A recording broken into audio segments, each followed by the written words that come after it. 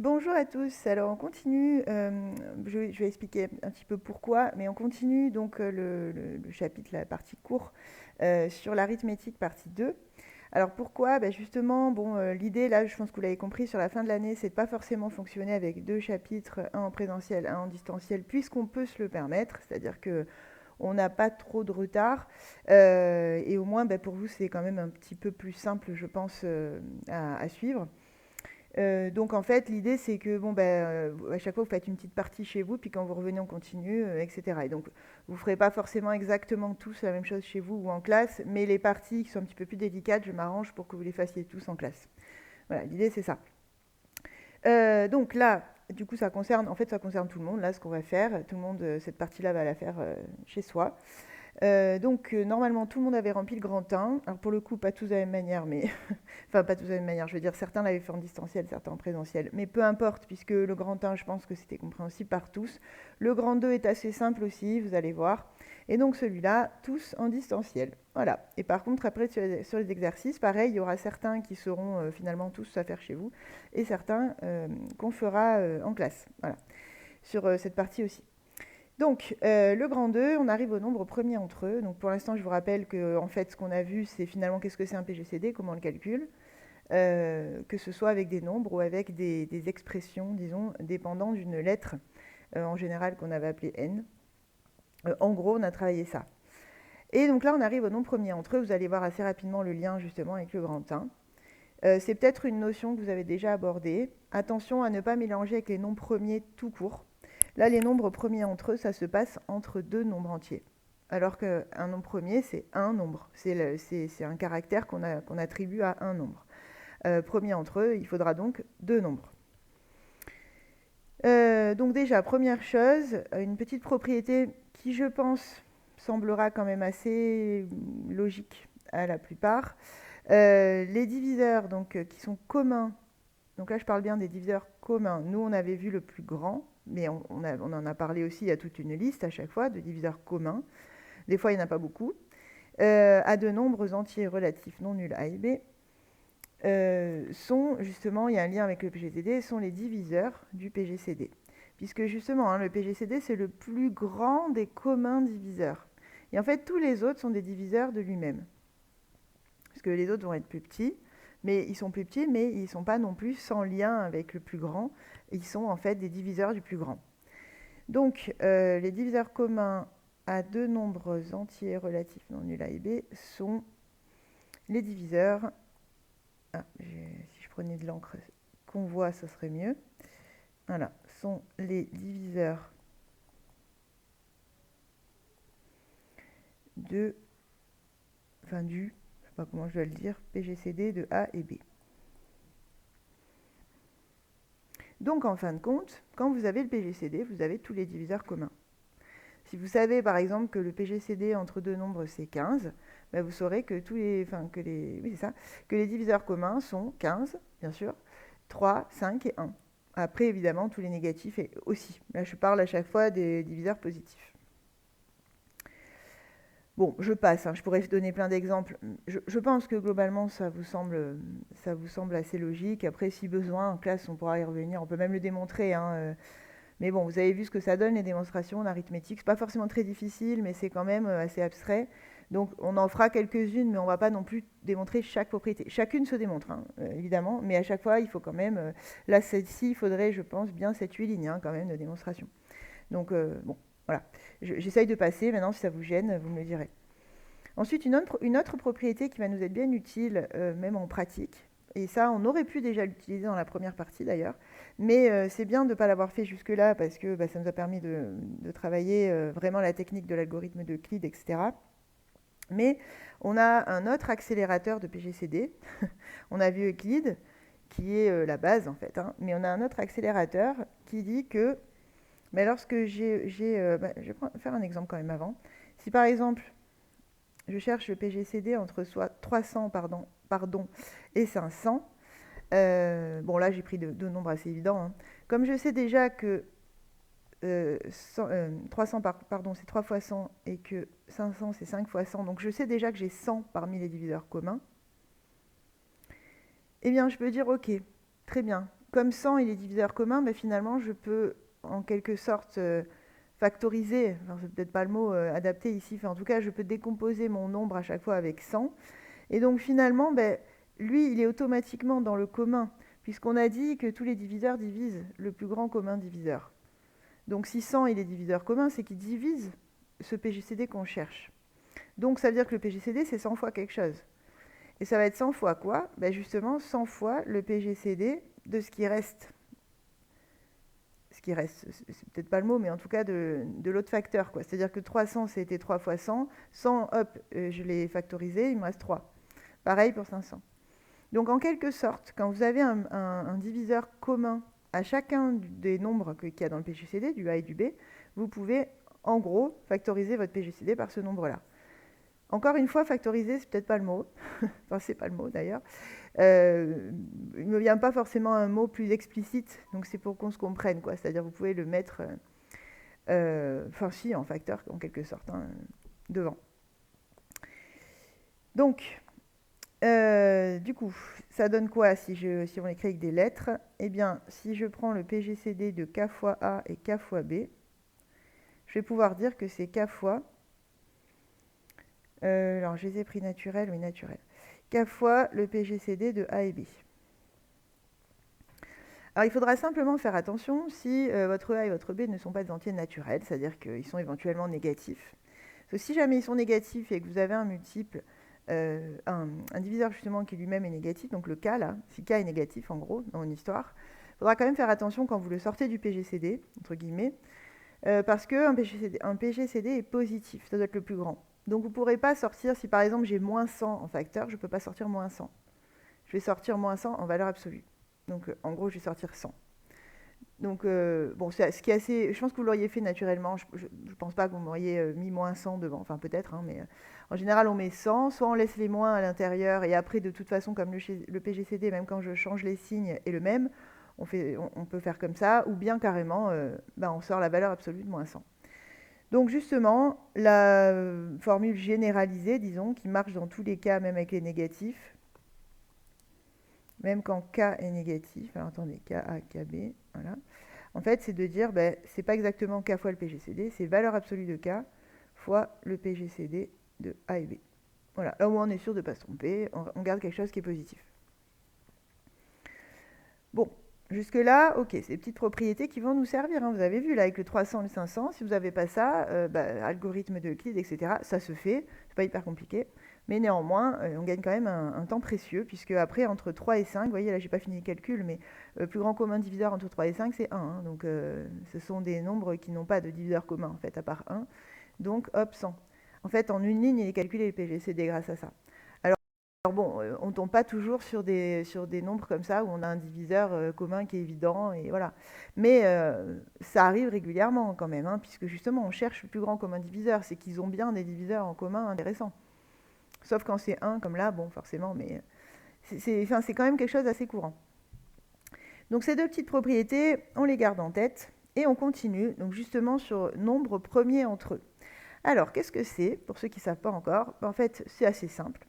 Quand je calcule le PGCD entre deux nombres et que je trouve 1, exactement comme là tout à l'heure entre 3 et 5, eh bien, on dira qu'ils sont premiers entre eux. Donc, ils ne sont pas forcément premiers tout court, ils sont premiers entre eux. C'est-à-dire qu'en fait, ils n'ont pas de lien de divisibilité commune, si ce n'est le 1. 1 ou moins 1 qui est diviseur commun. Mais c'est tout. Voilà, donc des nombres, en fait, sont un petit peu étrangers en termes de divisibilité. Donc, on les appelle premiers entre eux. Les nombres premiers tout court, rappelez-vous, justement, ce sont ceux qui ne se divisent que par eux-mêmes et par 1. Donc quand ils sont premiers entre eux, c'est que les diviseurs communs, alors il n'y a pas eux-mêmes là dans l'histoire, mais les diviseurs communs ne sont que 1 et moins 1. Voilà, et donc comme plus grand commun diviseur, forcément on trouve 1, puisqu'il n'y en a pas d'autre de positif. Voilà, donc c'est ça qu'on appelle les nombres premiers entre eux. Donc au final, la définition, elle n'est pas bien compliquée. Cependant, elle est importante. On verra que ça intervient dans dans beaucoup de choses en fait, et beaucoup de notions qui sont utilisées d'ailleurs aujourd'hui dans des domaines importants comme la cryptographie et beaucoup d'autres choses encore, notamment sur la sécurité informatique. Alors, je continue. Donc définition nombre premier entre eux, on va écrire ce que j'ai dit, hein. Donc dire que deux nombres,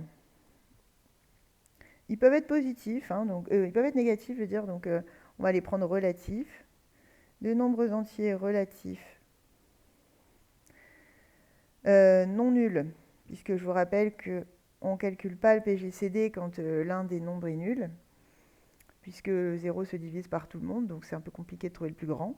Voilà, tout simplement. Donc dire que deux nombres entiers relatifs non nuls, A et B, sont premiers entre eux. On va le souligner d'ailleurs, ça, premier entre eux. Souvent, on le notera PEE, premier entre eux, parce que c'est un petit peu long quand même à écrire. Donc si vous voyez PEE, ne soyez pas étonnés. J'essaie tant bien que mal, le plus souvent possible, d'écrire en toutes lettres, parce que je trouve que c'est important quand même d'écrire les choses en toutes lettres. À force d'avoir des abréviations de partout, on ne sait plus de quoi on parle. Mais voilà, c'est vrai que souvent, c'est comme plus grand commun diviseur. Quasiment personne ne l'écrit en toutes lettres. Premier entre eux signifie que PGCD de A et B égale 1. Autrement dit, leurs seuls diviseurs communs sont 1 et moins 1. Donc, exemple, justement, 952 et 571 sont-ils premiers entre eux? Alors, il y a plusieurs façons de voir les choses. Enfin, là, essentiellement, il y en a quand même une qui est courante. C'est justement de se lancer dans le calcul du PGCD. Donc, allons-y. Que vaut le PGCD de 952 et 571? Alors bien sûr, la calculatrice vous donnera le résultat, mais c'est pas drôle. Là, évidemment, c'est l'occasion de montrer que vous savez appliquer l'algorithme d'Euclide, hein. Donc, dans 952, il y a une fois 571 et il reste 381. Donc ensuite, on recommence. Rappelez-vous, hein, ça veut dire que c'est le même PGCD qu'entre 571 et 381. Donc je recommence. 571, combien j'ai deux fois 381? Une fois. Voilà, et donc il reste 190. Donc c'est le PGCD entre 381 et 190. Je continue. Dans 381, combien de fois 190?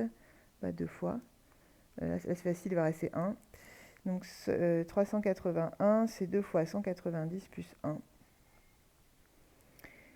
Et bon, là, normalement, vous voyez bien qu'on a fini, mais...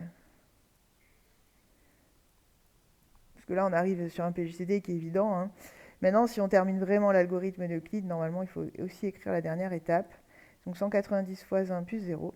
Donc le dernier reste non nul, c'est 1. Et donc on a bien un PGCD qui vaut 1. Même sans le reste, on voit bien que le PGCD entre 190 et 1, plus grand commun diviseur, ça ne peut pas être autre chose que 1 de toute façon. Donc oui, en effet, 952 et 571 sont premiers entre eux.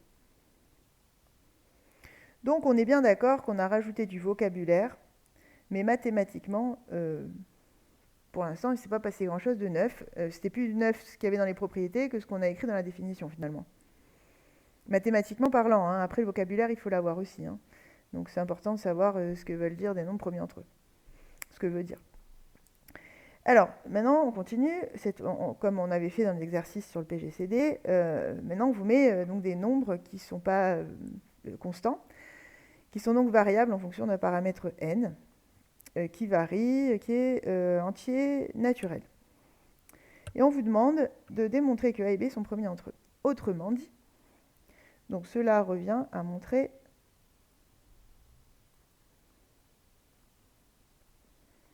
que le PGCD entre A et B, c'est-à-dire 3n plus 4 et 2n plus 3, égale 1.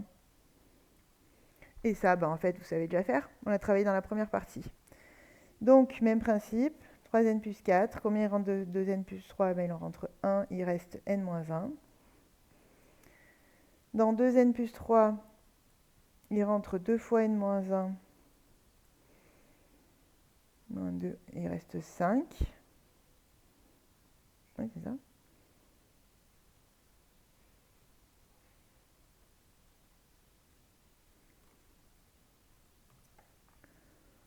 Euh,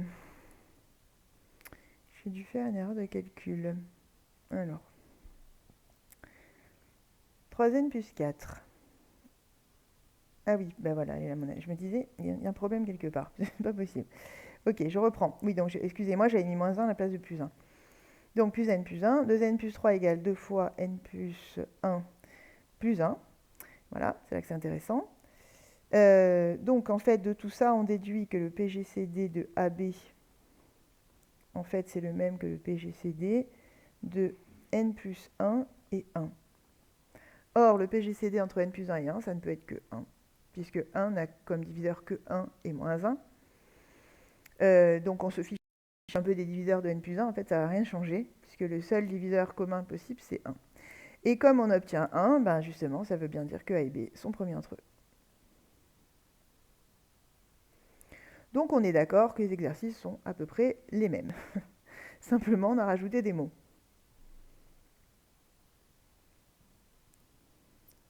Ils sont premiers entre eux.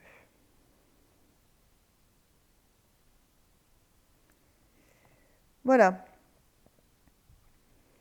Ensuite, pour terminer, c'est juste cette partie-là, mais on entamera aussi le grand 3, parce qu'il y a aussi quelque chose d'intéressant à faire là-bas.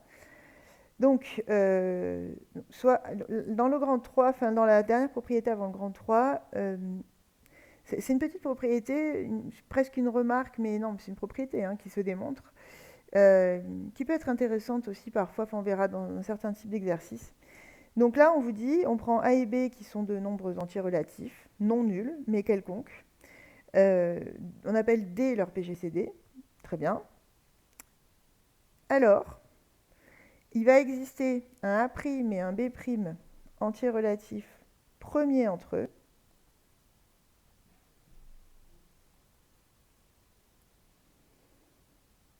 tels que A égale D fois A' et B égale D fois B'. Alors là aussi, c'est assez logique. C'est un petit peu comme tout à l'heure d'ailleurs avec mon 300 et mon 500. Parce que bon, du coup, je vous remets ce que j'avais écrit tout à l'heure. On est d'accord, j'avais trouvé PGCD qui valait 100. Bon, bah justement, 300, ça s'écrit 100 fois 3. 500, ça s'écrit 100 fois 5. Donc vous voyez, là, j'ai le fameux PGCD qu'on a appelé D dans la propriété. Et les deux nombres qui restent, et bien justement, ça c'est A', si lui c'est A. Ça c'est B', si lui c'est B. Et donc on est d'accord que les deux qui restent, ils sont premiers entre eux. Ce qui est logique, parce que si les deux qui restent n'étaient pas premiers entre eux, ça voudrait dire qu'ils auraient encore un diviseur commun différent de 1. Et donc ça voudrait dire que ce diviseur commun, je pourrais encore le multiplier avec le 100. Et donc ça voudrait dire que je n'ai pas encore le plus grand commun diviseur quand j'ai le 100. Donc c'est assez logique. Je vais prendre les mêmes, voilà, je vais vous l'écrire autrement. Si j'ai 300, 300, au lieu d'écrire comme ça, j'écris 50 fois 6. Voilà. Et 500, au lieu d'écrire 100 fois 5, j'écris 50 fois 10. C'est vrai aussi. Et là, je pourrais dire, ah, ben 50, il est commun, c'est bon, c'est le PGCD. Ah, mais non, c'est pas le PGCD parce que justement, ça là, le 6 et le 10, ils sont pas premiers entre eux. Là, ils n'ont pas comme PGCD 1. Leur plus grand commun diviseur à eux, c'est 2. Ça veut dire que 6, il s'écrit 2 fois 3 et lui 2 fois 5, c'est-à-dire que j'ai encore un diviseur commun à l'intérieur des trucs qui restent, là, dans 6 et dans 10, que je vais pouvoir multiplier avec mon diviseur commun 50. Et c'est ça qui va me donner le 100. Et après, les deux qui restent, ah ben là, je trouve plus rien à part 1. Donc c'est bon, j'ai terminé. Les deux qui restent sont premiers entre eux, donc le diviseur commun que j'avais trouvé, c'est bien le PGCD. Donc 100, on voit bien que c'est PGCD de cette manière-là aussi. Je ne sais pas si vous m'avez suivi, mais voilà. Donc je répète, hein, si vous avez deux nombres A et B, alors du moment où vous savez qui est le PGCD, bah, vous pouvez l'écrire. Vous pouvez écrire ces deux nombres-là comme multiples de ce PGCD, avec comme deuxième facteur deux nombres qui sont premiers entre eux. En gros, vous ne pouvez plus leur trouver un diviseur commun à ce qui reste. Vous avez épuisé les diviseurs communs quand vous avez factorisé par le PGCD, par le plus grand. Voilà, j'espère que c'est à peu près clair ce que je dis. Bon, voilà, donc ça, à garder dans un coin de votre tête aussi. Enfin, on verra que ça pourra revenir de temps en temps. Donc on arrive au grand 3. Dans le grand 3, on fera que le début parce que le reste, je préférais qu'on le fasse en classe, il y a une démonstration, etc. on fera jusqu'ici, en fait, ce qu'on appelle l'identité de Bézout. Alors Bézout, du nom de la personne qui a travaillé là-dessus. Donc, qu'est-ce qu'elle va vous dire, cette identité? Déjà, une première remarque, on l'écrira dans les remarques justement, c'est une implication et pas une équivalence, c'est-à-dire qu'elle marche dans un sens et pas dans l'autre. Voilà. Donc là, elle vous dit, si je pars du PGCD de A et B que j'appelle D, alors je vais pouvoir trouver une relation entre A et B qui donne ce PGCD. Une relation, c'est en fait une combinaison linéaire, je ne sais pas si vous vous rappelez, on l'avait vu dans un des exercices. Une combinaison linéaire, du coup, qui va me donner ce PGCD. Et ça marche tout le temps. Dans ce sens-là, on fait attention. Si D, c'est le PGCD. Je vais vous faire... après, on va faire l'exemple, vous allez comprendre ce que je veux dire. D'ailleurs, on le voit aussi avec 300 et 500. Alors, PGCD, c'est 100. En gros, ce qu'on est en train de dire, c'est que je peux trouver une combinaison. Je peux combiner 300 et 500 pour trouver 100. Alors, par exemple, qu'est-ce que je pourrais faire? Eh bien, 2 fois 500 moins 3 fois 300. Vous voyez? 2 fois 500 moins 3 fois 300. Ça fait 1000 moins 900. Donc, ça fait 100. Et ça, c'est justement le PGCD de 300 et 500. Et bien, ça, on peut toujours le faire. Tout le temps. Quels que soient les nombres, vous êtes en mesure. Alors, après, des fois, c'est plus difficile à trouver que d'autres. Bon, on verra aussi des techniques pour ça. Mais en tout cas, elle existe toujours, cette combinaison qui permet d'obtenir le PGCD. Mais attention, ça n'est pas vrai dans l'autre sens. Je m'explique. Si je prends mon 500 et mon 300 encore, je pourrais par exemple dire, je sais pas moi, 1 fois 500, pardon. Ouais, 1 fois 500 moins, je sais pas moi, 3 fois 300, voilà. Ça fait moins 400. Ah oui, c'est pas très malin pour un PGCD, pardon. On va le faire dans l'autre sens, voilà. Donc 3 fois 300 moins 1 fois 500, ça fait 400. Ah ben donc 400 c'est PGCD. Non, évidemment, ça serait un peu facile quand même. C'est pas parce qu'on a une combinaison linéaire qui donne un certain nombre que le nombre est forcément le PGCD. Non. Par contre, dans l'autre sens, ça fonctionne. On est toujours capable de trouver une combinaison linéaire qui donne le PGCD. Alors qu'il y a des nombres qu'on n'est pas capable d'atteindre. Attention, en faisant des combinaisons linéaires. Là, par exemple, avec ça, avec des 300 et des 500, si je veux obtenir le nombre 1, pas possible. Voilà, donc clairement, déjà, 1, ça ne peut pas être un PGCD. Bon, il faudrait démontrer que c'est pas possible, mais bon, ça se fait. Voilà, donc après, donc je répète, avec deux nombres, on ne peut pas atteindre n'importe quel nombre, même en faisant une combinaison linéaire, mais on pourra toujours atteindre le PGCD. Inversement, si jamais j'ai une combinaison linéaire qui existe qui donne un certain nombre, ce nombre-là n'est pas forcément le PGCD. C'est ça en gros que je viens d'expliquer et qu'on va écrire. Voilà, alors maintenant si on écrit ça avec des lettres, donc si D est le PGCD de A et B,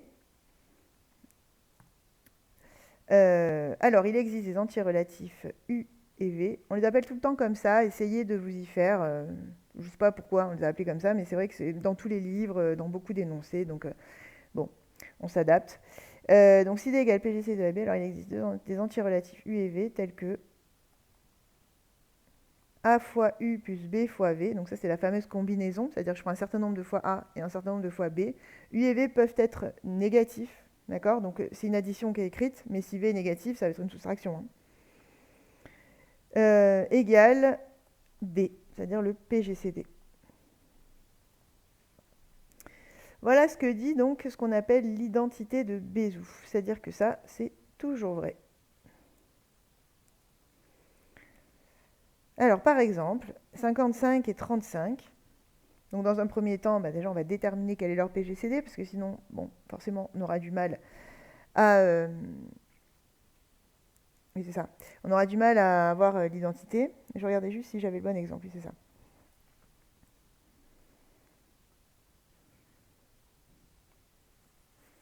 Alors, excusez-moi, j'ai mis un petit temps. Je me posais une question, mais c'est bon. Donc 55 et 35. Alors déjà, on va chercher le PGCD.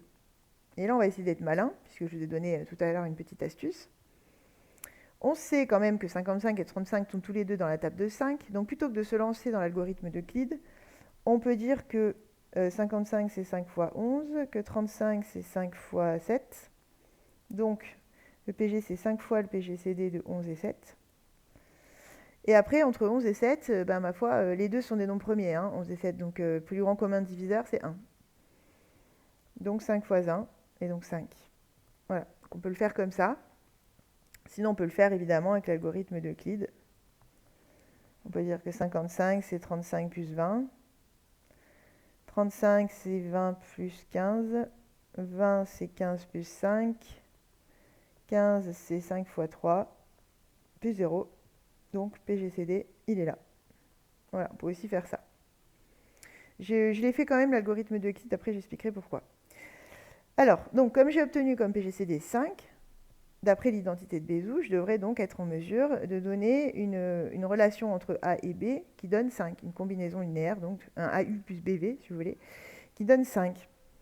Alors bon, on tâtonne un petit peu, hein, forcément, on teste. Bon, alors, ce qui est bien, c'est de voir déjà avec 1 fois 55, est-ce qu'il y a moyen? Non, parce que 35, de suite, c'est ou 35 ou 70, ou etc. Donc, je ne peux pas avoir...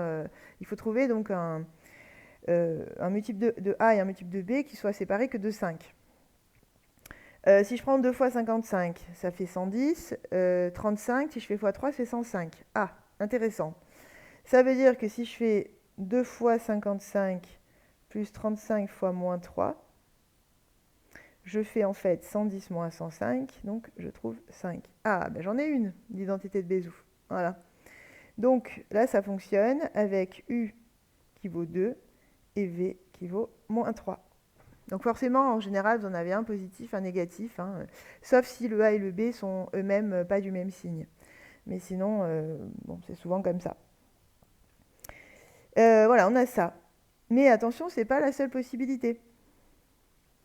Si on réfléchit bien, par exemple,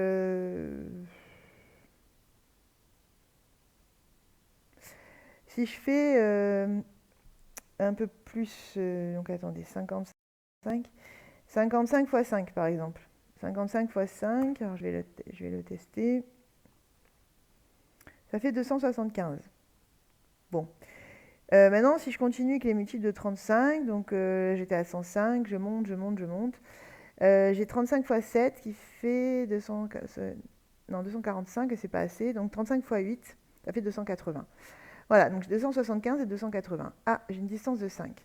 Donc là, ce que je suis en train de dire, c'est que j'ai aussi 55 fois moins 5 et 35 fois 8 qui fonctionnent, puisque ça fait moins 275 plus 280, donc ça fait bien 5. Donc là, c'est avec U qui vaut moins 5 et V qui vaut, 8. Donc je voulais vous montrer ça parce que déjà, vous voyez que, bon, qu'en effet, ça existe. Et surtout, vous voyez qu'il en existe même plusieurs. Et en réalité, il y en a plein. Là, j'en ai 2, mais il y en a plein d'autres possibles, des relations, des identités de Bézout. On dit relation de Bézout des fois, hein, c'est pour ça que je dis ça. Voilà, donc déjà, première remarque, hein, j'en ai plusieurs possibles. Et en plus, comme je disais tout à l'heure, bon ça je ne l'ai pas réécrit là, mais l'autre sens n'est pas vrai, c'est-à-dire qu'évidemment je pourrais trouver autre chose que 5 en faisant une combinaison linéaire, c'est pas pour autant que c'est un PGCD. Donc c'est le PGCD. Bon après une autre petite remarque, parce que peut-être qu'il y en a certains parmi vous qui se disent ouais bon elle est gentille, mais là on tâtonne en fait, comment on va faire pour se trouver le 2, le moins 3, le moins 5, le 8, etc. Alors soit vous avez une idée comme ça rapide, ça se peut, hein, c'est-à-dire que honnêtement, vous faites la liste des multiples de A, la liste des multiples de B, vous voyez un petit peu, vous voyez bien ceux qui ont une distance, la distance que vous recherchez, c'est-à-dire une différence qui soit égale au PGCD. En général, on ne vous donne pas des trucs où il faut aller jusqu'à 27 ou 45. Bon, normalement, on trouve assez facilement. Maintenant, si vous ne trouvez pas, il y a quand même une façon de faire, puisque les ordinateurs sont capables de le faire, alors que ce raisonnement que je viens de vous donner, qui est un petit peu... on tâtonne, c'est un petit peu...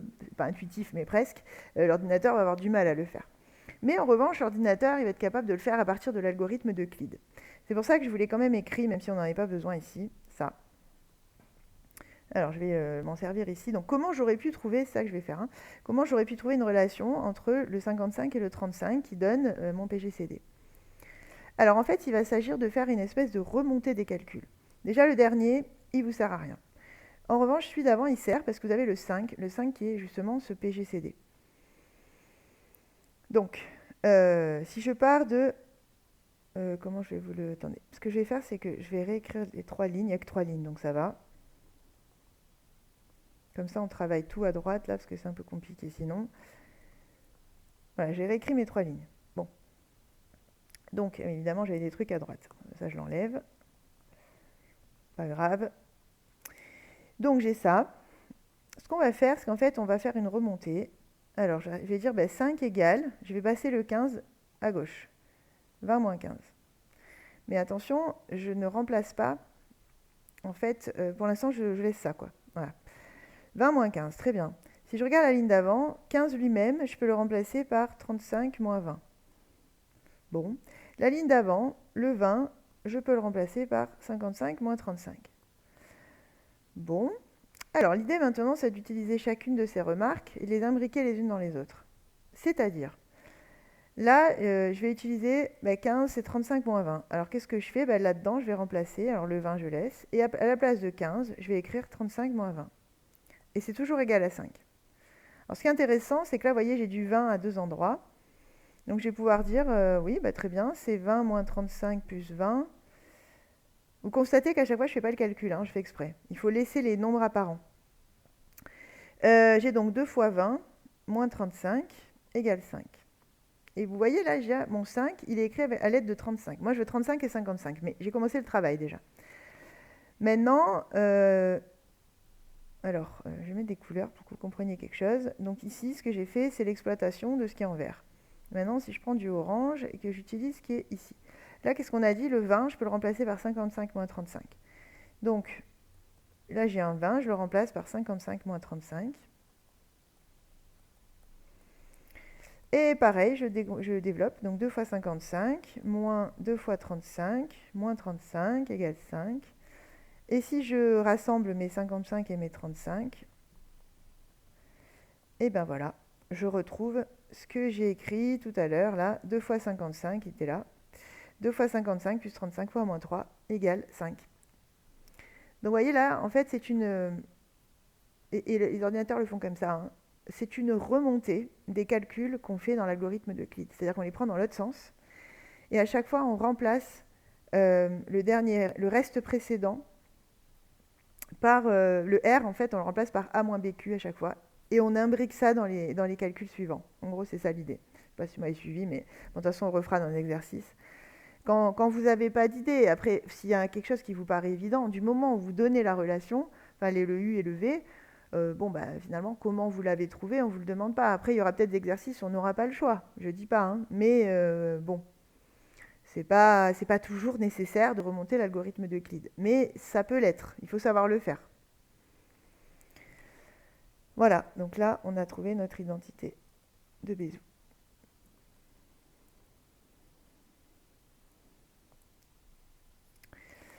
Donc, les petites remarques, et puis ce sera bon déjà pour ce tuto quand même, on a vu pas mal de choses. Alors, le couple U-V, donc les fameux coefficients qu'on applique au A et au B pour trouver le PGCD, n'est pas unique. Voilà, ça c'est une première remarque. Bon, pourquoi j'ai mis un exemple au-dessus, en fait, j'avais prévu de l'espace pour mettre un exemple, mais je vous renvoie, parce que j'avais pas pensé que je pouvais le faire là. Je vous renvoie à ça en fin de compte. Voilà, pourquoi il n'est pas unique? Vous le voyez sur l'exemple. Là, déjà, j'en ai deux pour un même A, un même B, un même PGCD. Ensuite, l'autre point, on l'a dit aussi, la réciproque de l'identité de Bézout est fausse. Donc, par exemple, on peut le faire avec 55 et 35. Si je fais par exemple 55 fois 1 plus 35 fois moins 2, on va le faire comme ça. Ça fait donc 55 moins 70, donc ça fait moins 15. Ah mince, j'ai encore pris un négatif. Ok, alors on va le faire comme ça.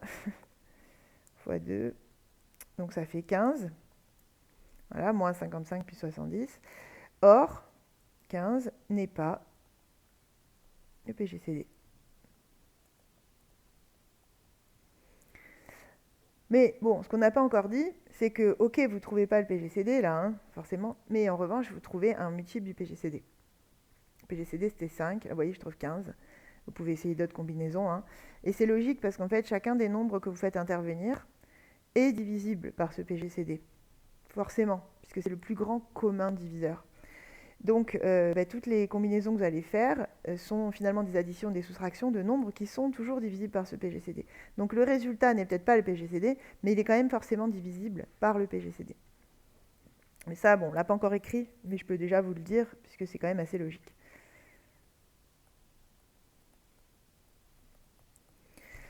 Voilà, donc voilà pour cette fois. Avec ça, justement, vous êtes en mesure de faire les petits exercices dont je vais vous mettre la correction aussi.